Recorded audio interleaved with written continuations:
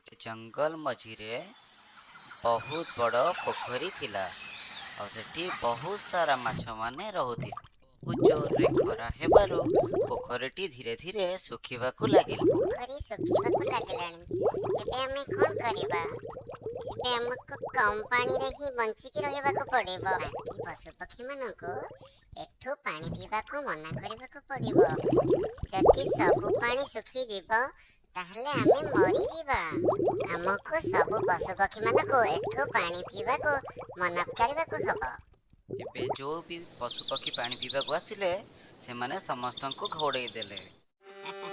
समस्त एठो चली जाओ। एठो केही भी पानी पियो नहीं। एठो पानी सुखी गलानी। सब पानी जदि तमे माने पी दबो आमे एठी बंचिबो केमिति? एठी सब पानी सुखी गला। ए पोखरी जंगलर एठी पानी पीकार अधिकार समस्तिंकर अछि। तेणु एठु मु पानी पीकी ही जीवी। मु काहींकी अन्य पोखरी जाइकी पानी पीबी? दिने सिंह राजा सेई पोखरी को पानी पीबाकू आसिले एवं माछ माने एकाठी होई सिंह राजा को सब कथा जणाइले। आमे माने जीवो कुआडे? आमे जेते मना कला परे भी समस्त पशु पक्षी एइठु आसिकी पानी पिउचंती। पानी सुखी गले आमे मरी जीवो।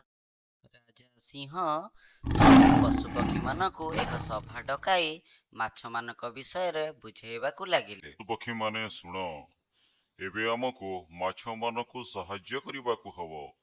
पानी पोखरु सुखी गले सेमाने मरी जिवे। जेते दिन जाने वर्षा हेनी सेते दिन जाए आमे अलगा एक पोखरु पानी पीबा। जेबे पुणी थरे वर्षा हे जिवो पुणी आमे मिलिमिशि समस्ते गोटे पोखरु पानी पीबा। सुनिल समस्ते, आम समस्तंकु एठी मिलिमिशि रहिबार अछि। सिंह राजांक सब कथा सुनिबा परे सब पशु पक्षी माने स्थिर कले आउ गोटे पोखरु जाई पानी पीबा पाई। କିଛି ଦିନ ଗଲା ପରେ ପୁଣି ବର୍ଷା ଜୋରସେ ହେଲା ଏବଂ ପୋଖରୀଟି ପାଣିରେ ଫୁଲ ହେଇଗଲା ଏବଂ ସବୁ ପଶୁ ପକ୍ଷୀ ମାନଙ୍କୁ ମାଛମାନେ ସ୍ୱାଗତ ଜଣାଇଲେ। ଧନ୍ୟବାଦ ସିଂହ ରାଜା, ଯିଏ ପ୍ରଜାମାନଙ୍କ ସୁଖ ଦୁଃଖ ବୁଝିପାରେ ସିଏ ଜଣେ ହିଁ ଉପଯୁକ୍ତ ରାଜା।